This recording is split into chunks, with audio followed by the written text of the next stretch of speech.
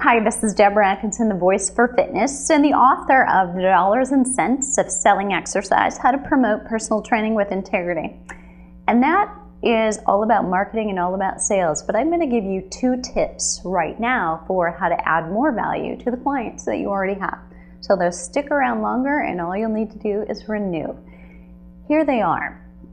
If you're seeing clients particularly in the morning, so just after they've risen, but this could apply to somebody who's got an odd work shift and maybe they sleep during the day and you see them later in the day, which is morning to them. You need to ask them, how long have you been awake?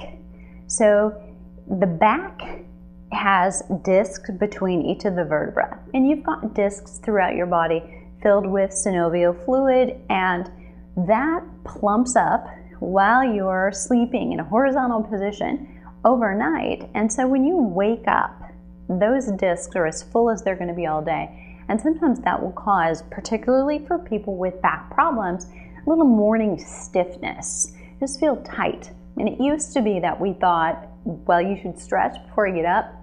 That was the advice that doctors and chiropractors would give their patients.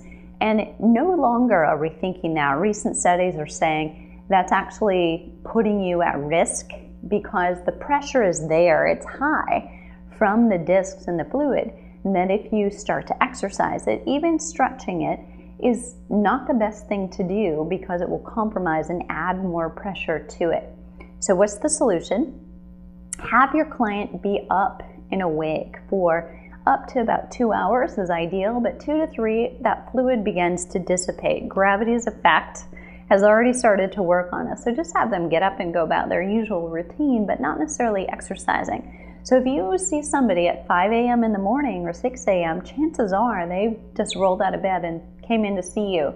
So if that's true, you need to be sure you're very aware of saving any really taxing work on the core and the torso, specifically abdominal work, to last, and focus most on planking, hovering kinds of things, not bending, flexing and extending, or rotational things, or flexing and extending and rotating at the same time certainly would be worse. So consider that. Question 2, ask them how much sleep they got last night.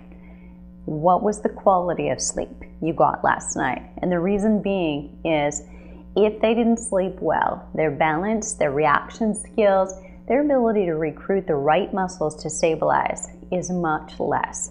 So research is telling us that this is true, and we can see it.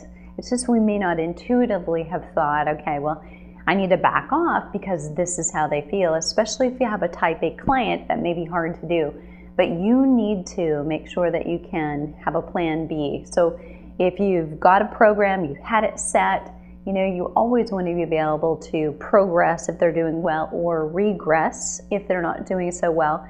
So make sure that you back off just a little bit.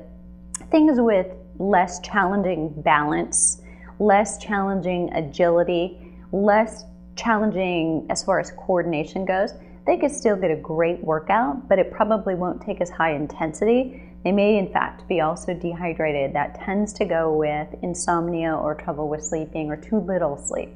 So keep those 2 questions in mind. You'll be adding great value to your current client, and be sure to understand or let them understand what you're doing for them and why you're asking this and why it's important, because they need to know what you're thinking in order to acknowledge how much value you give to them. If that was helpful, click right here. It'll take you to the blog for fitness professionals, The Dollars and Cents of Selling Exercise, and you'll get much more comments like that through articles, videos, and links. And I'll see you there.